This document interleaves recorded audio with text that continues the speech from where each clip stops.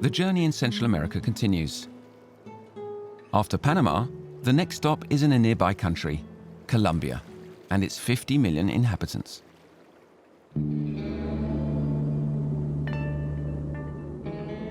In the north, the Apalaanchi Indians live on a rough and dry land, swept by violent winds and burnt by the sun. The sea is necessary to their survival, but its resources are becoming scarce and endanger their existence. They are fishermen, shepherds, and farmers. But rain is rare, and so to attract it, they organize dances and rituals, following the traditions of a people living balanced between two worlds.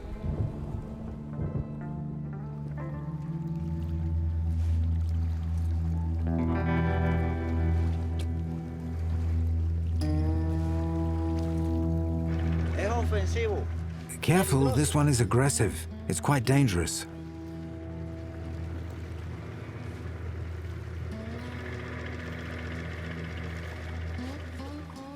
This is the spine.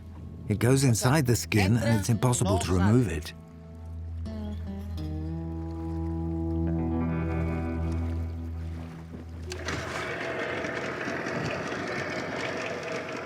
Pepe is 52 years old and a skilled fisherman.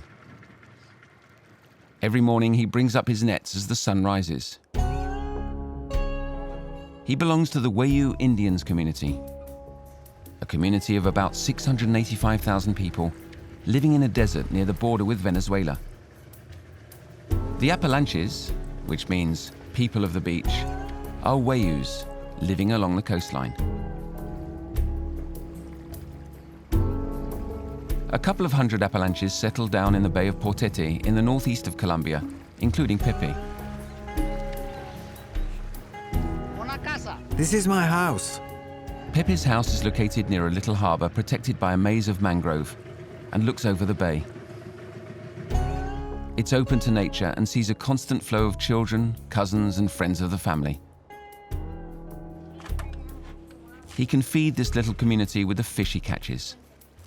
The fishing hasn't been great, so today's catch will only serve to feed my family and the members of my community. There's not enough to sell. But whenever I catch 8 or 10 kilos of fish, then I sell them. This is our main means of survival. In a way, it's our daily bread for our children and extended family members. Without fish, we couldn't live here.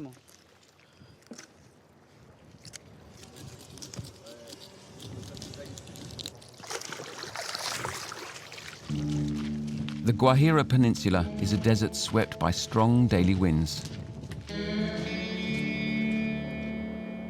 It's constantly crushed by the sun and forgotten by the rain, as if it refused to bathe the land. A life of precarious balance, with goats supplying some meat to go with the fish, and also milk and wool.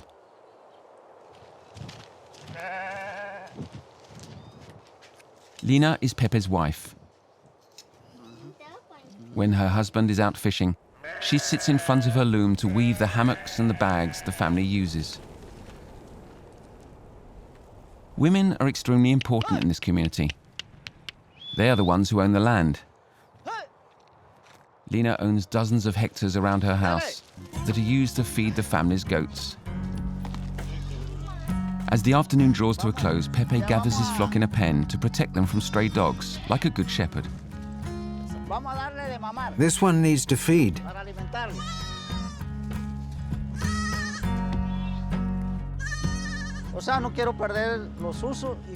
As far as I'm concerned, I don't want to give up on the customs that are part of our Amerindian identity. Initially, we were wandering shepherds, not fishermen. We discovered the sea quite late in our history, so now we do both shepherding and fishing. Apalaanchis are able to fish and breed goats. That's what it means to be Apalaanchi. A Wayuu legend says they were born in the mountains of Venezuela some 7,000 years ago. Apalaanchis have always been isolated, living with what little they could get from the sea and their flocks. They've never been colonized, and continue to this day to feel special.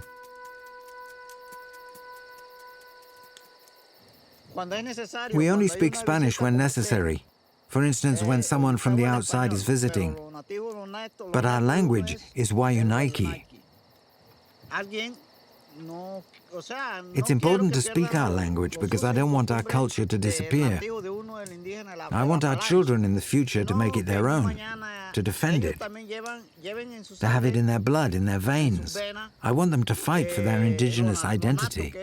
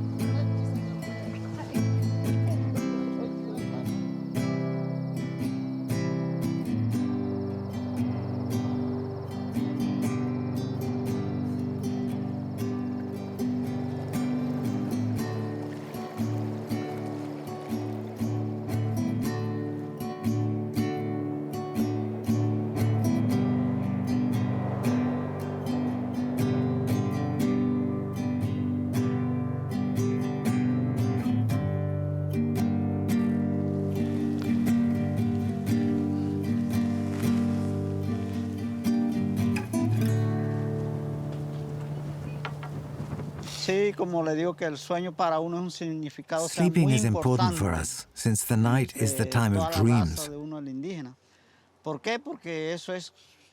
The meaning of dreams is a key element of our culture.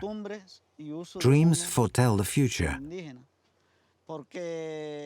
Thanks to them, we come in contact with our ancestors' spirits. Through important dreams, our ancestors warn us about major events that will impact us or our community as a whole. In a land of heat and dust, rain is precious and salutary, and it never comes unannounced. It comes through dreams, can be seen in the clouds and foretold in the shape of the waves. The signs announcing rain are deciphered during meetings that take place in a house on top of this hill. It belongs to the one leading the community, the one called the authority. Everyone meets there, young and old, men and women. They all come to listen to the tale of the most recent and important dreams.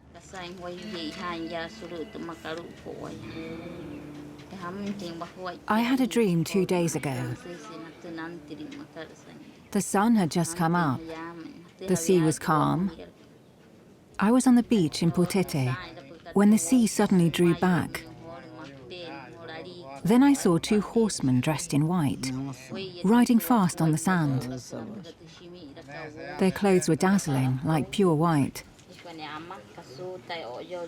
And I was very impressed by the speed of their horses.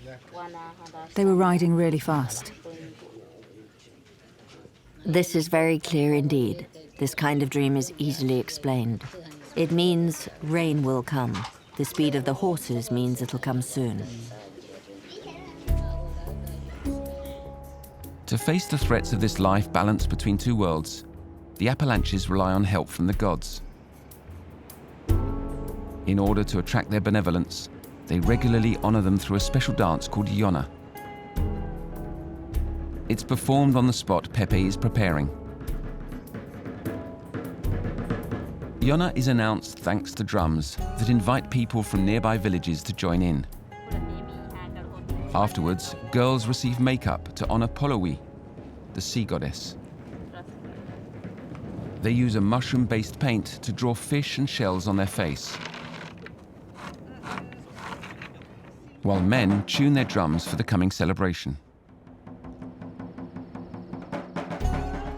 Little by little, the sun sets and gives way to the lights of motorcycles used as makeshift spotlights. This dance is always eagerly awaited.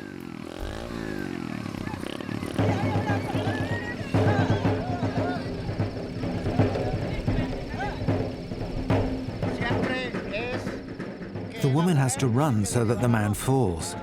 She goes forward with her head down in order to push her partner off balance. She's the one leading the movement. The man can only react to her attacks by going backwards skillfully. But he must never lose his balance and fall in front of her. That's what Yona symbolizes. If he doesn't pay attention while walking backwards, he'll fall. We also use this dance to call out the rain. Yona is an offering to the gods in order to attract their benevolence, and also so they send rain regularly. We decipher our dreams and then summon the rain through this dance. These are the steps we must follow to bring this precious rain.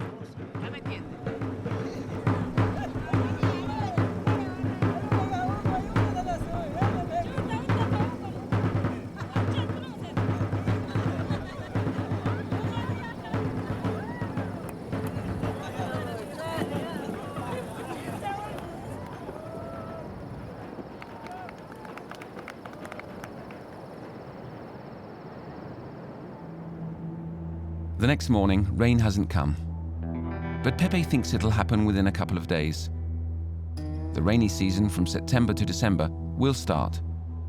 Pepe can see it through small signs that never lie. The water level is high, the temperature is stuffy. These are signs of major rainfall. Am I right? Correcto.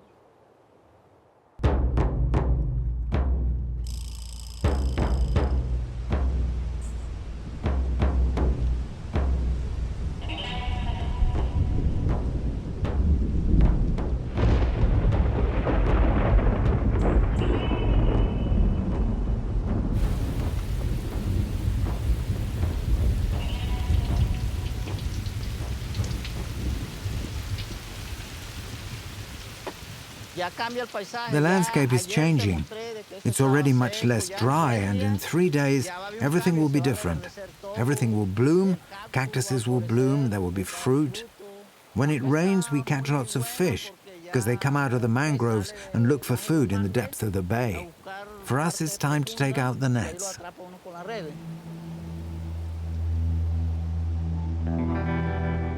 Once the rain is over, the men get ready to go to sea on the little beach of Portete.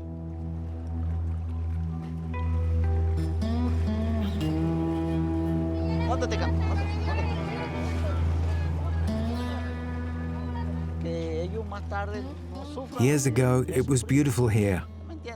You just threw out a net and you caught a lot of fish. You went out to fish and there was plenty of crayfish. But there's much less now. Life is tough, but I don't want to forget my culture or not hand it down to my children. Because I think it's beautiful here, and we should defend this place.